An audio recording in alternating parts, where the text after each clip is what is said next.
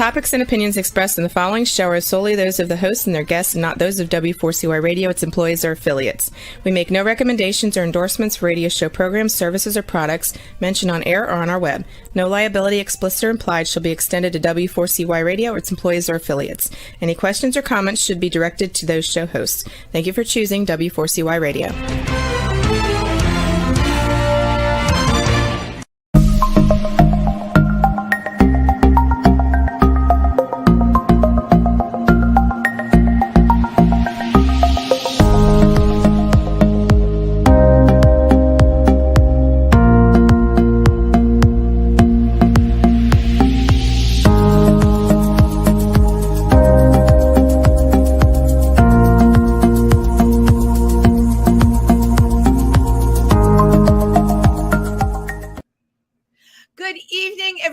And welcome to Triversity Talk.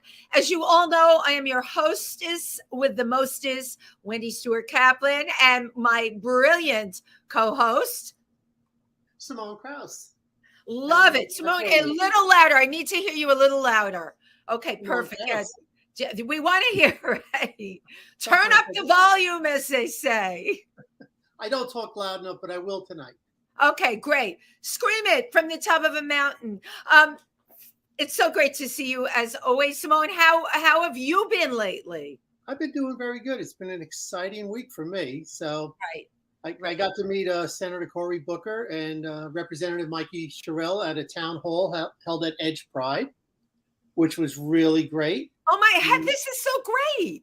Yeah, I know. It was just out of the blue. I got an email asking if I could attend, and I was there. I even got to ask one question, which was really good. It had to do with transgender people on Medicaid, where 9 states don't allow that. They ban it. And Florida, what they did instead of the Florida legislature voting for it, they created their own commission for standards of affairs for trans people and banned anybody on Medicaid, which goes basically from youth and all the way up to 64, from any standards of care for transgender people. But 2 days later, at the 4th District Court, this ruled that we are covered, transgender people are covered under the American Disability Act, because in the last DSM, when they got rid of gender identity disorder and it became just gender dysphoria, we are now covered under it because it's not considered a disorder. So I'm sure we will see this going to the Supreme Court. But you know what? This is so great because once again, okay, the move was against you. And then there seems to be what's happening. And I'm going to say in the universe, some incredible loophole turns up to push back. And that's, as you know, that's what it's all about, is pushing back. I mean, that's unbelievable with the amount of people that are on Medicaid. It is terrible. But, we all like to see the sunshine on the other side. Fingers crossed that everything goes smooth and it gets put through. So what was your exact question that you asked? Do you remember? Oh, it had to do it's a dangerous precedent that was set by Governor DeSantis, creating this commission in the state health department. And then they had 2 days of hearings and a lot of anti-trans people testifying. And in 24 hours, they basically said, we're not going to cover anybody. And then Governor DeSantis was behind it. But since it didn't go to the Florida legislature, I mean, it set a dangerous precedent that any state could do that. But both representatives, senator and representative, will be looking into it because Medicaid is funded half with federal money. Right. Exactly.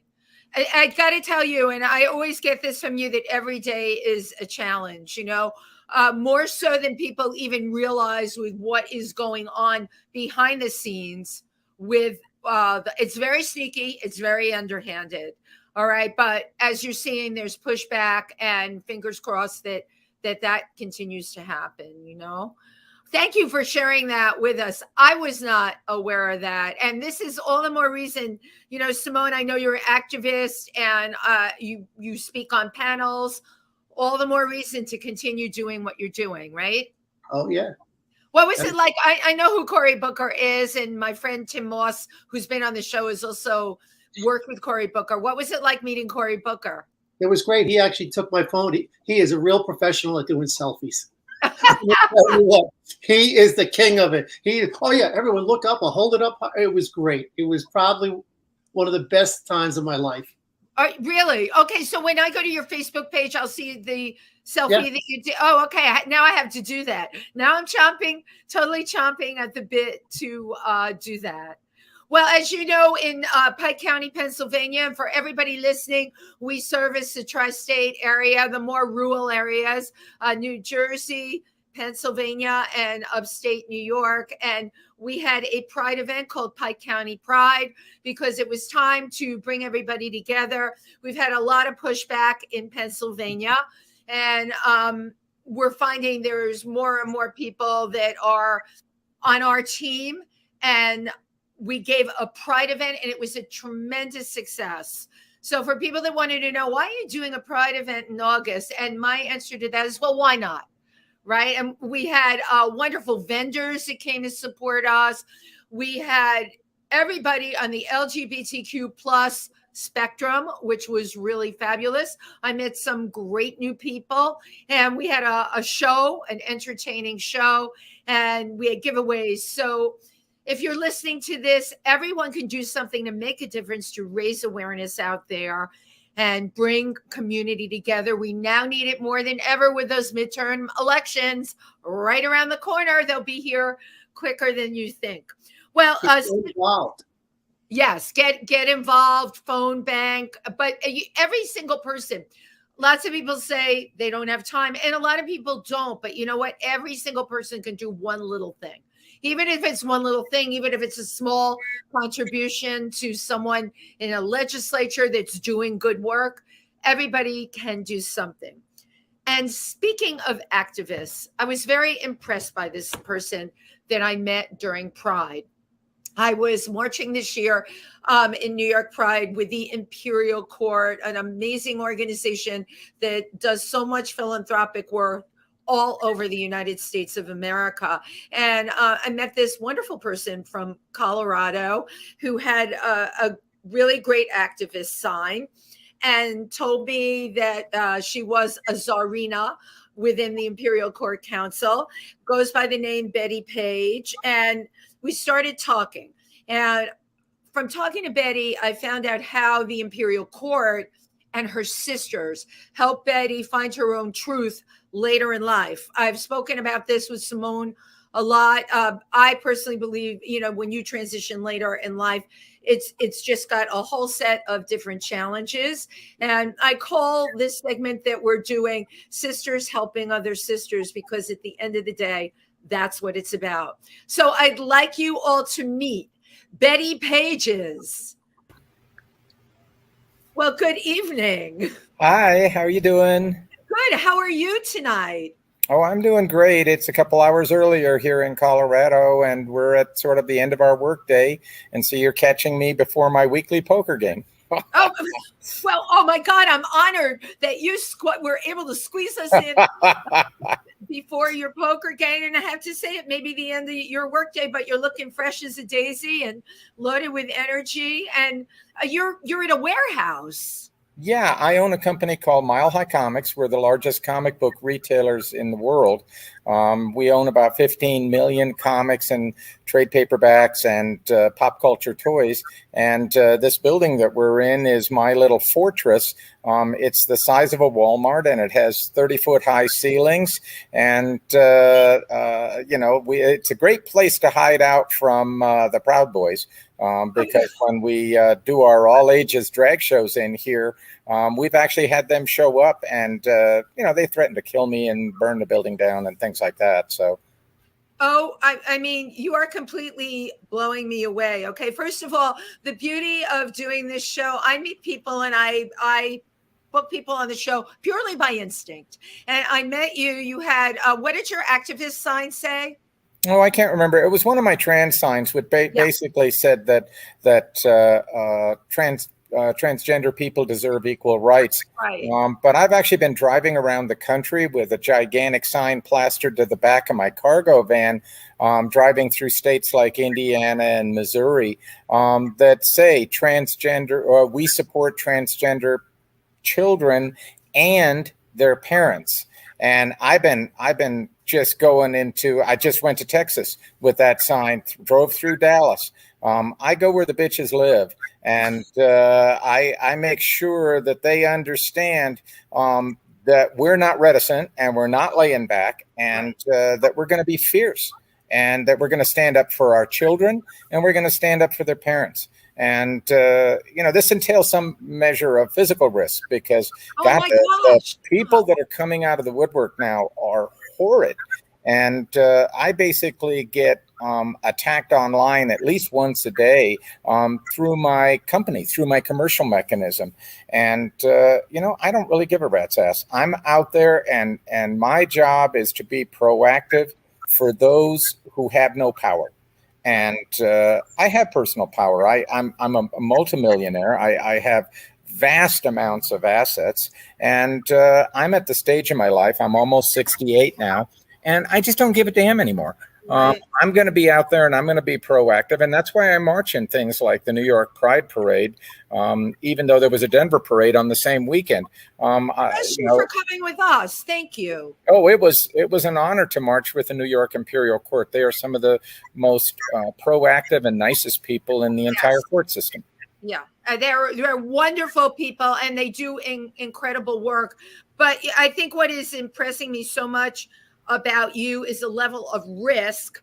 I mean, you can, in your own words, right? You don't give a rat's ass. I get that. By the way, you had me and Simone at that. We love that phraseology. But there is a level of personal risk, like the whole bumper sticker on the car thing. I'm imagining this, right? Simone, going through Texas, some of these people are crazy. These aren't bumper stickers, by the way. They're 3 foot by 2 foot signs, full color with trans flag behind them. I don't screw around. Okay. No, I don't want anybody to get the misimpression that maybe I'm anything less than bold. And has anyone ever threatened you while you were doing this? I had a pickup try and run me off the road. They do a thing called rolling coal, where they have diesel pickups that can put out an inordinate amount of smoke if they press the right button. And I had a guy in northern Iowa try to take me out, but that's okay. I've been knifed before. I've been out there beaten. I don't care. This is something that we need to do. And, they think they're the only ones that can rage, the only ones that can be fierce, the only ones that can be active and out there. They haven't run into me yet.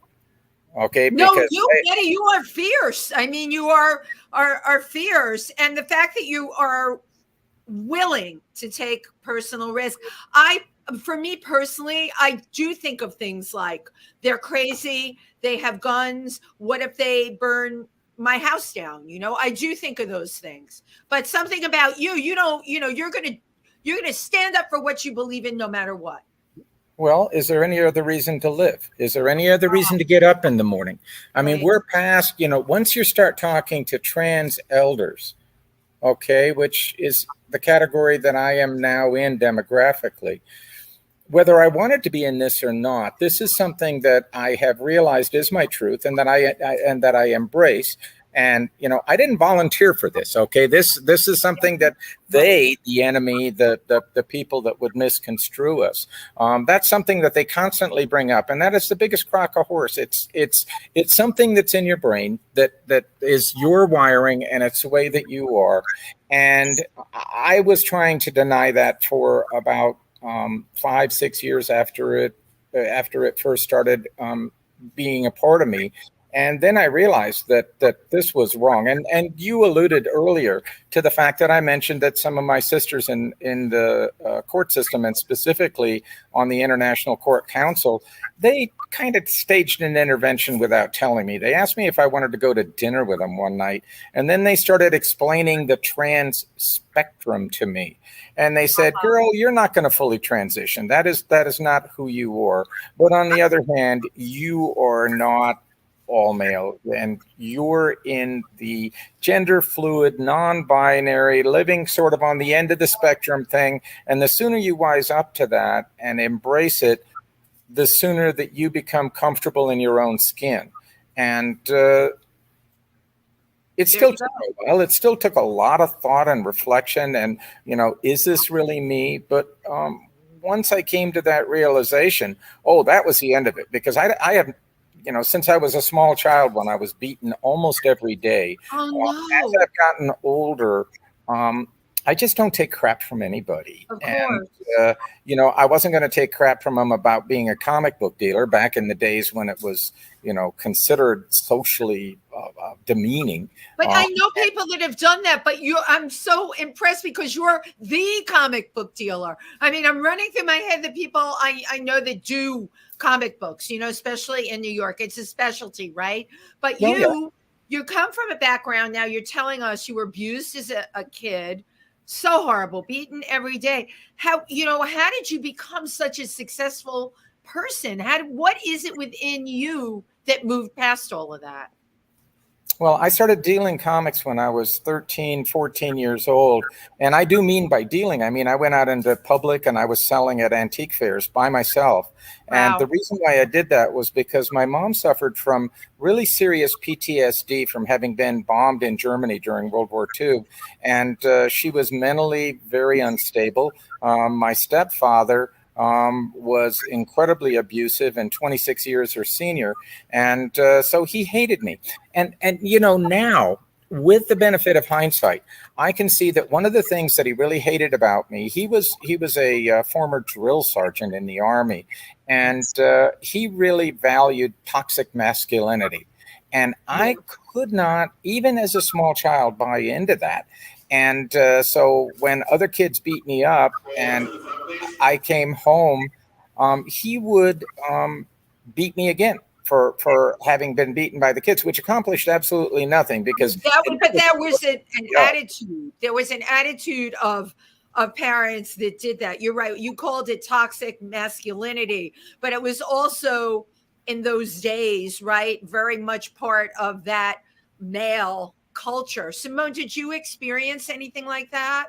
Well, that time frame of period, I mean, you had all the veterans that were from World War II, and they were really pretty much coming of age, and their children were getting older. The women's right movement, exploded, and so which really threatened the male ego. So the toxic masculinity, and as they got older, they didn't have the tools to really deal with it. They went through the war. A lot of them had PTSD.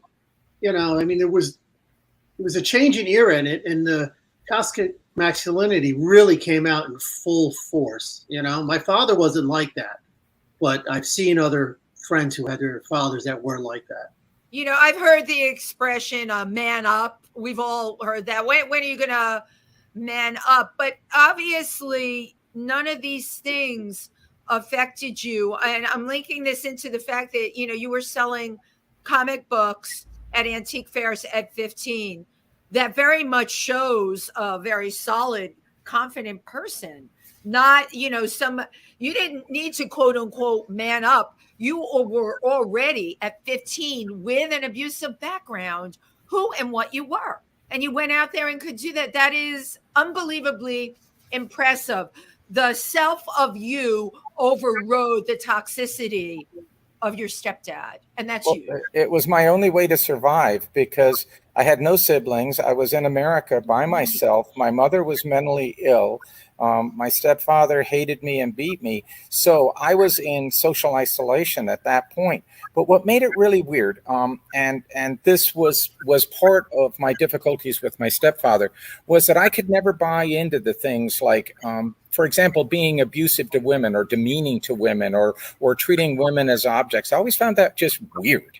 It's like I could not understand how you could demean someone because of their gender. It just it didn't fit in the way that my brain worked. So I went out and I sold comics because in comics I found a world that was way more accepting of me and that rewarded my skills. But I was desperately poor. I ended up later on living in a car for 4 months. I slept under bridges. I slept in a homeless shelter. I did everything that I possibly could in order to generate working capital so that I could I opened my first store when I was 19 years old with $800. Yeah, And I had, wow. How was that? So what was the turnaround? So I'm assuming in your teen years, right? You had nothing. No, there was no nothing. no Yeah, support, nothing. no financial. Were you in school? Yeah, I had been talked by my parents into accepting a scholarship to be an Army officer via the ROTC program. And they paid me for the first 2 years. And I loved a lot of aspects of it. Like, for example, I was the most courageous one in my entire company of 300 weekend warriors as regards like jumping off rappelling towers and things like that. Absolutely no fear of that. But when they started talking to me about jumping out of airplanes and then killing people, I said, why? And that was just not the right answer. You could not be in the military and ask why. So I dropped out of that program and instead lived in a car because I would rather live in a car and be free and not have to worry about having to be committed into murdering people with whom I had no complaint, than following through on that particular obligation. So, I mean, the good news, and I'm fast forwarding a lot here. The good news is that since then I've been very, very successful, and I've sold $250 million in comic books to about 100,000 people in every country of the world, and I'm one of the most foremost people in my field. Have my own Wikipedia page for what it's worth. Get out. From a kid that was living in a car, somewhere along the way, $800 materialized that you knew what to do with. That's also very impressive. That was your startup money. Am I correct? Correct. Wow. The thing that really jumps out at me is the word that I think of when you're telling your story: resourceful. Yes. And I think a lot of trans people that do move ahead with their transition are resourceful to how we deal with our dysphoria. And that word just really jumped out at me, resourceful. But the way men would treat women, because I came from a blue collar trade, I worked in construction, and they were the same way. And I'm like, how can you do this? You know? Yeah, which I just can't do it. It's just too weird. Why would you demean someone because they're not the same gender as you? I couldn't comprehend that. But see, that kept me out of the locker rooms, that kept me out of organized sports, that kept me out of all these kind of male-dominated social structures. And so I was even more isolated as a adolescent. And comics were, people ask me if comics were an escape for me. And I think they talk about in terms of an escape from reality. And the truth is, yes, they were escape, but they were a financial escape.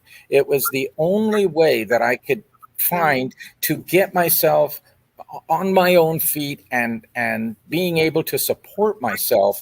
And it was really, really hard. But once I started becoming successful, I started doing shows when I was 14. I did my first national show when I was 17, opened my first store when I was 19. I owned 4 retail outlets when I was 21 years of age.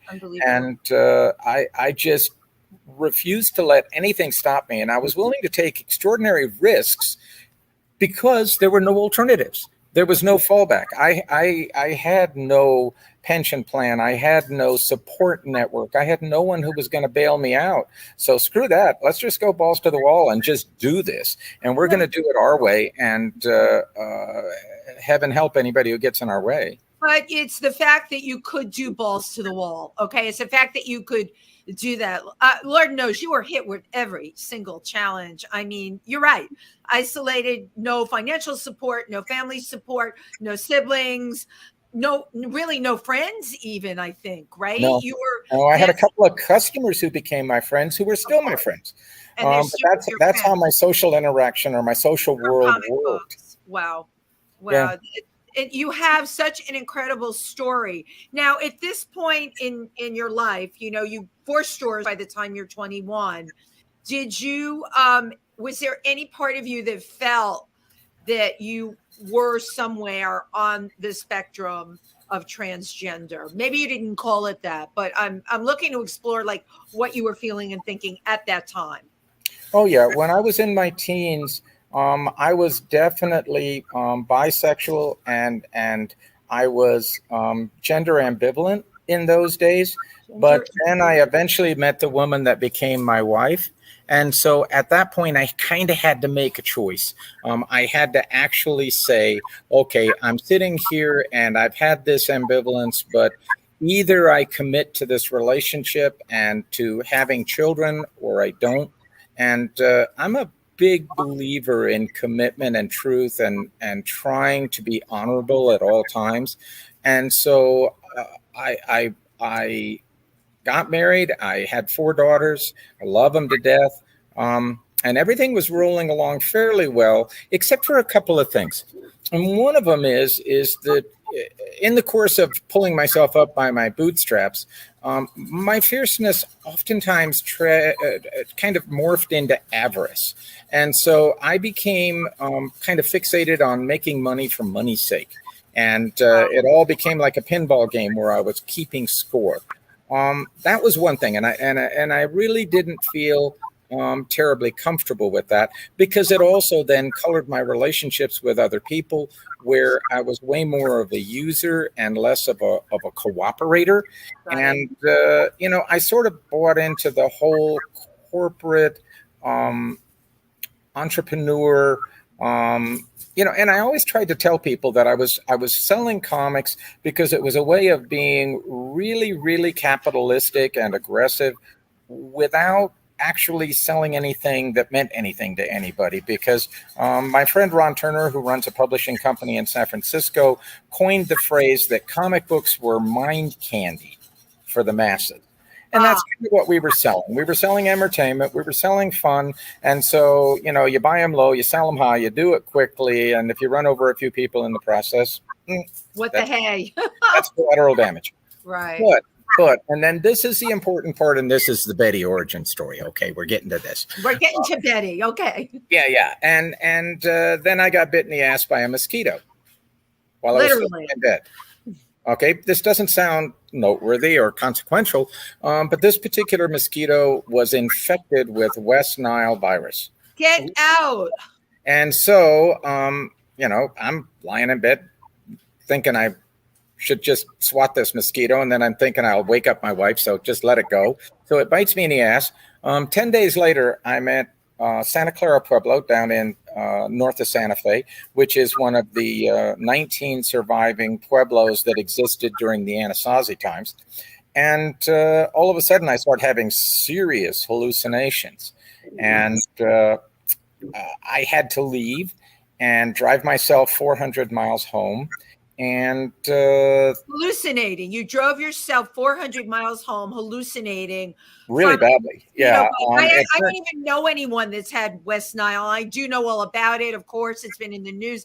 But the irony that would happen to you is just unbelievable. So you had to drive yourself home, and then what happened? Well, I was so sick on the way home that I actually had to get a guy at a convenience store to come out and put gas in my car because I had forgotten how. And so I got up. I finally managed to get myself to the emergency room at Boulder Community Hospital. And it took him no time at all to say, hey, guess what? You got West Nile.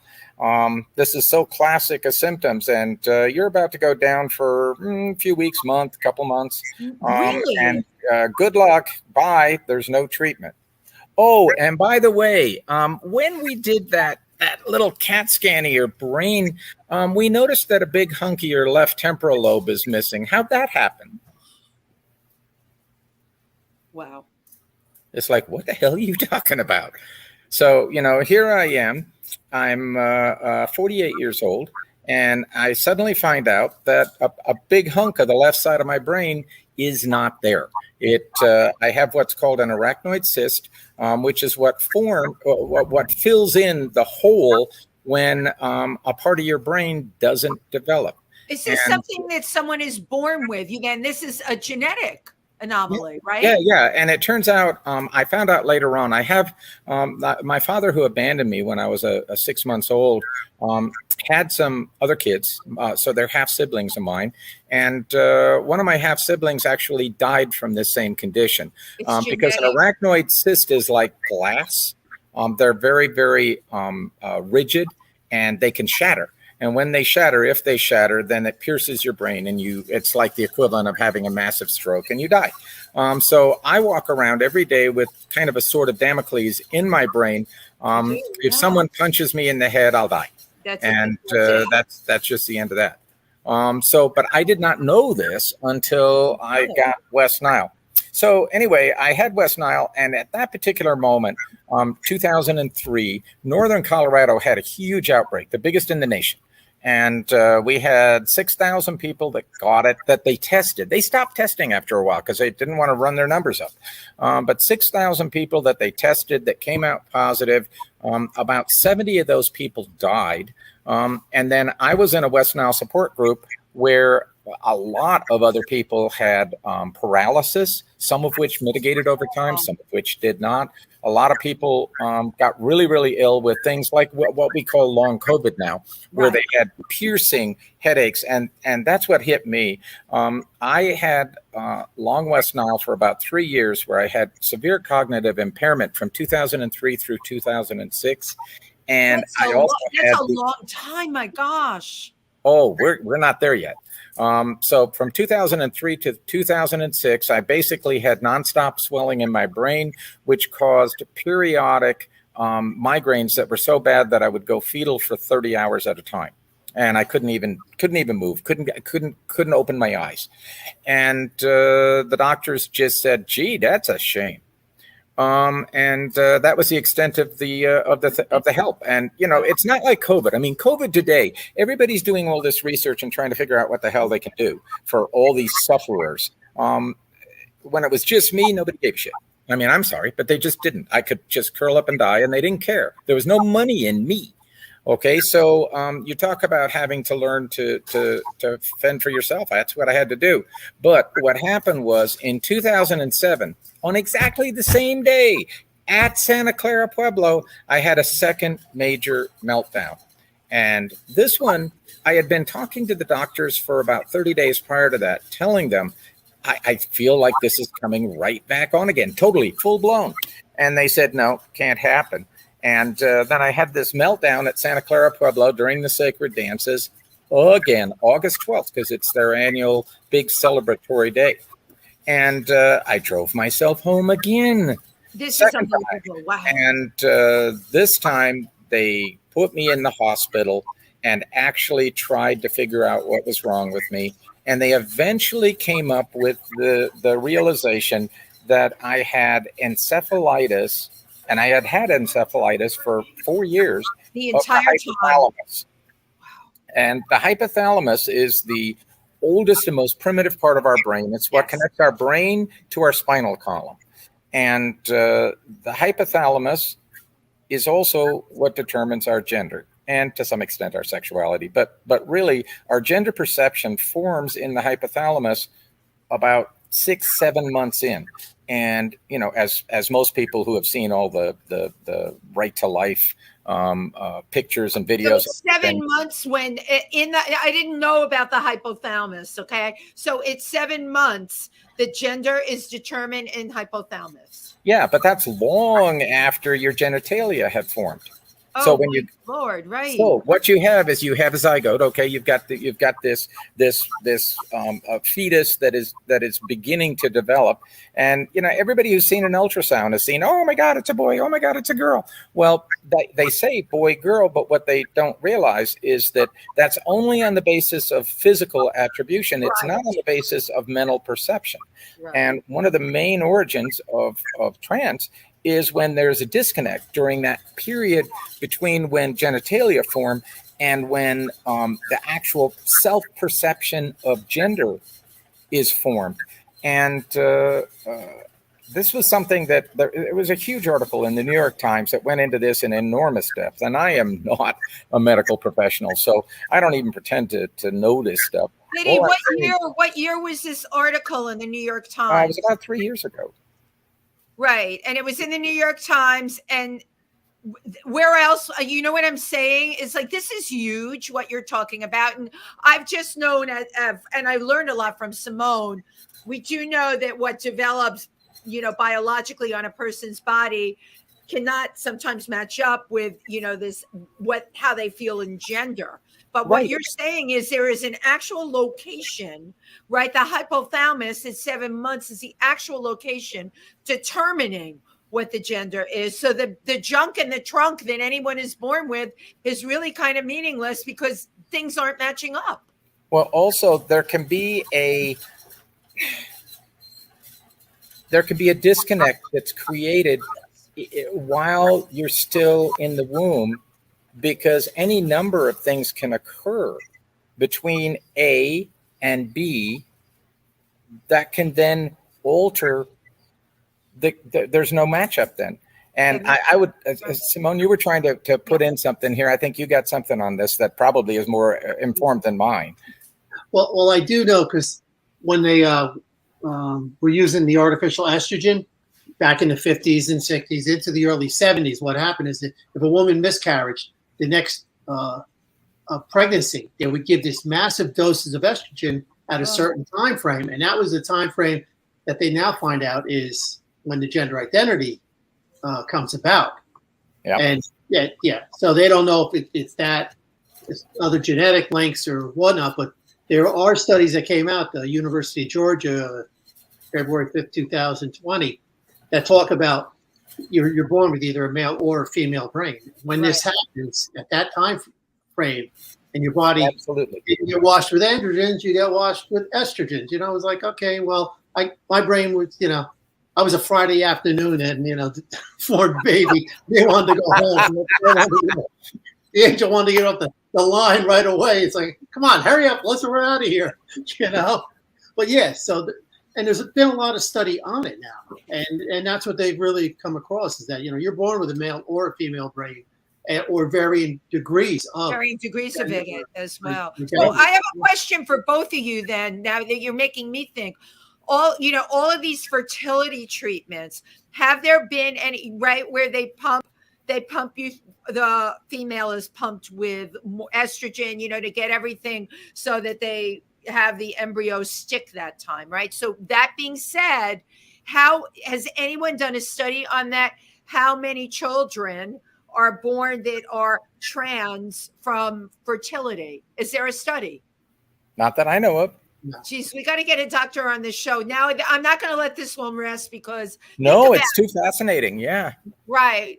Well, no, it explains, okay, because we all need to be able, I believe, to scientifically, when we have to push back, because Betty and Simone knows this too, like in rural areas in New York, New Jersey, and Pennsylvania, and we read it on Facebook all the time. There's only, as far as I'm concerned, there's only two sexes, male and female. There is no, and it's just a complete lie, as we know. But and what I come back with right away is that 1 out of every 80,000 assigned female births, at birth, is actually, they have an XY chromosome, and it doesn't become apparent because all of a sudden when they become of age, when they should have a puberty, they don't. They do some testing, then they do a genetic testing. It's like, oh, by the way, your daughter has XY chromosome. Right. Yeah. So, I mean, if that's going to happen 1 out of 80,000, 1% of the population can have what? So you're saying 1 out of 80,000. Here's what I'm saying from practical experience, and you too, Simone. There are an awful lot of trans kids, children, young children, and Simone will back me up on this, all right? This is not a case of a kid going through a phase. I know some of these kids, all right? It's not a phase. So why is this all happening now? What is making this happen now? Yeah, Simone. Okay, I'm just going to put right in on that. Yeah. Okay, we just came out with a long-term study. They followed transgender adolescents for 5 years, and they found out once they come out as trans and they identify, 97.5% of them don't change their mind. There's a few, 2 or 3% that detransition, but then go back, and a couple that because it's just too hard, or the family. But basically, it's 97.5%. Child comes out as trans, they are. They also just came out with another study that they were talking about so many young girls, female, identifying as male, whether it was a social construct, and they're finding out now that it's not. They're not influenced. Oh, right. I think I'm going to go right back. Years ago in the 50s, no, they didn't want anyone to be left-handed. And they smack your hand or whatnot, and then eventually they stopped doing that. And 12% of the population is left-handed. I think if they do not start beating down on the trans community and just let this naturally happen, I think about 1.7% of the country will be transgender, and it'll just level out there, and then it will go up higher or lower. But right now, we're not allowing it, and we're doing studies. No, right. But at least, you know what? I always will find the upside to it. At least studies are being done. Betty, I want to hop back to this because, I could talk for hours as Simone could. I could too. So one of the things that you told me was, the court council, of course, helped you find your truth and find where you were in the spectrum. But prior to that, you started to do drag. Now, I want to paint the scenario. You were married, you had a wife, you had 4 daughters. When did you start doing drag? Well, I was, my company, remember earlier I said I got sick for 3 years? Yes. Well, I was sick from 2003 to 2006. I was better for most of 2007 until August 12th. And then I went down for another 3 years. I can't believe what is. And so I had 6 years where I could barely read anymore. I definitely could not read maps. I couldn't do numbers in my head. Try being a business person, an entrepreneur, if you can't do calculations, percentages in your head. It was a nightmare. I was at a show down in Florida where some friends of mine lived, and I ran into this young lesbian girl by the name of Ashley Mbezi, and just kind of spur of the moment, I said, hey, would you be willing to drive around with me and basically be my seeing eye lesbian? And she agreed. And, so all of a sudden you got this really cranky pants, old brain dead comic book dealer, and this young, vivacious, smart as hell little lesbian girl. And we're out and we're a team. And we start driving all over the country. And, she liked chase and tail a lot. She took me to gay bars. I had never been in a gay bar in my life. Are you kidding? And so, of course, she takes me into Bunkhouse out on Long Island, which is one of the Bunkhouse. My God, my PR person used to be the person that owned it, Eileen Shapiro. I know. Well, that was a very well-worn gay bar. Let me just say, I've been in a lot of gay bars since then, and on the skeezy spectrum, the Bunkhouse was at least towards the end of its days, was definitely had bathrooms you didn't want to go in, but it was an interesting place to start, and I met my first drag queens there, and this was the really strange thing. A lot of things had changed for me at the time that I met Ashley. I decided, for example, that I no longer wanted anything to do with death. So I stopped eating any kind of animal flesh whatsoever. I couldn't handle it.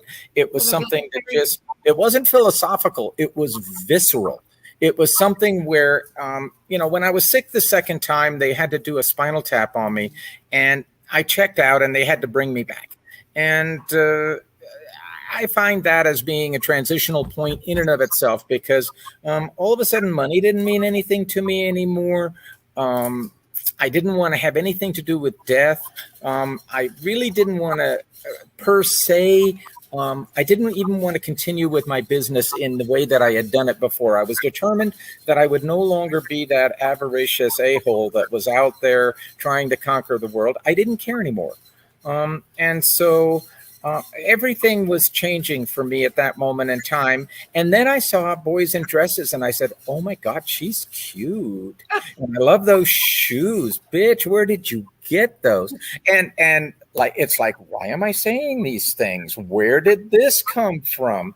And I could not understand Okay, Simone, everybody else, okay, I really feel kind of cheated here. I got to tell you, okay, Wow. because, all the 8-year-olds that come out and say, well, I'm not a boy. I didn't get any of that. That was like the furthest thing from my damn mind. I would occasionally think that a boy was cute. And gee, I'd kind of like to be with him. But that's a whole different thing from, I'm not who I was before. And so I had to start interacting with queens. I had my first crush on a drag queen, Kelly Torelli, up at the drugstore in Montreal, cute as a bug. Things got really weird. And yeah, my wife started getting a little weirded out when she saw all these drag queen photos on my phone. I was going to ask about that. I don't know how old your kids were at that time, but now you have this realization, or as I call an epiphany. How is that affecting your family? It's been okay. I think that all of them would prefer that I didn't have this epiphany, and they're all having to greater or lesser extents, try to rationalize who and what I am. And basically, this whole thing that I come up with of Hunter, it's brain damage. There's nothing I can do.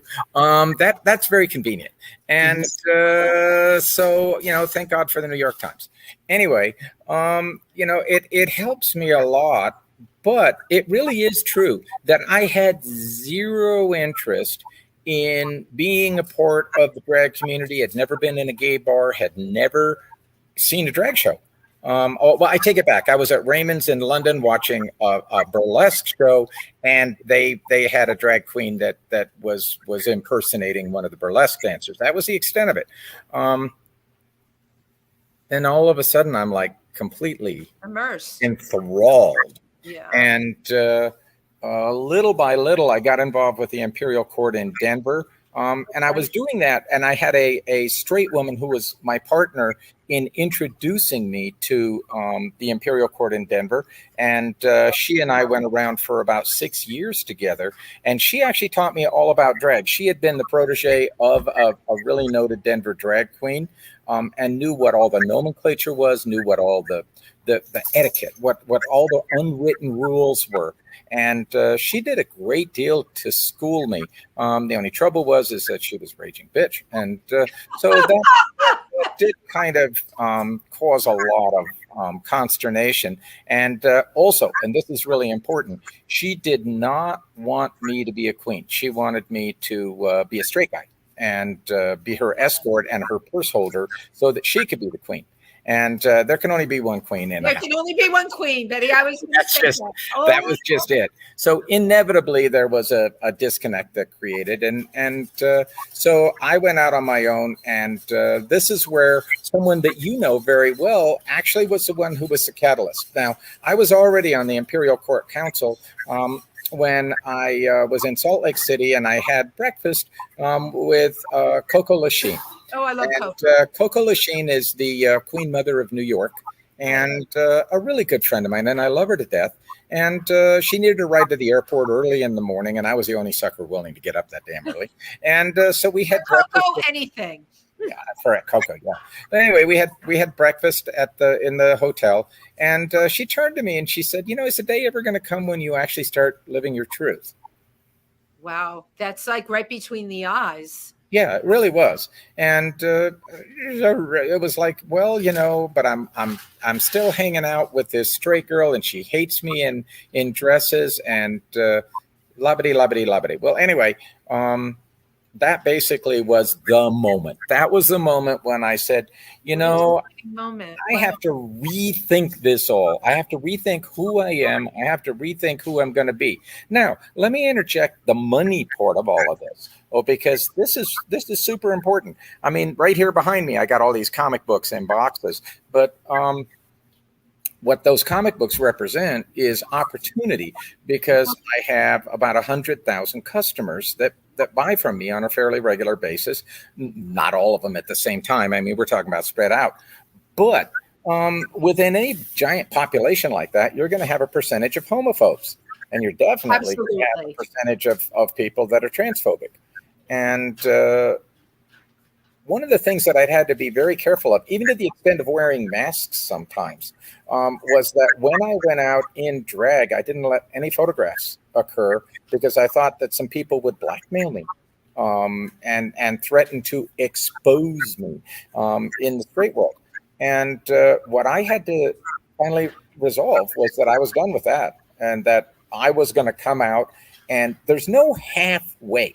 Okay, when you're running an international business, you cannot say, oh, and by the way, I put on frocks now and then. No, Right. that doesn't work. Either you explain, I'm doing this because I'm on the trans spectrum and I'm gender fluid, and Betty is a part of my heart, and I refuse to let her go. And if you can't deal with that, if you find the fact that I'm a duality rather than a mono, move on. Move on. Wow. I'm done with you. We are at the end of our 50 minutes, and I can't think of a better way to wrap this up. And I also want to talk really quick and just say, you are such an incredible role model, and choosing your truth, living your truth. You have your business, you have your life, you are living what you believe in. My gosh, Bettie Pages, what more could any of us want in the world than what you're doing right now? Well, we can hope, and what we want is a better world for our children. And Absolutely. the children of our community deserve better than what they're getting right now. And I will fight for them till my dying breath. You are a force. I get to take one picture before we have to say goodbye, everyone. Cheese. Betty, you and I will be in touch, of course, again. Simone, I talk to all the time. Thank you from really the bottom of my heart. You blew me away so many times tonight. Simone, thank you you're always such a tremendous co-host filled with such knowledge. Thank you to our audience who tuned in. We will see you all next week. Bye, everybody. Thanks, Simone. It was nice to meet you. Pleasure.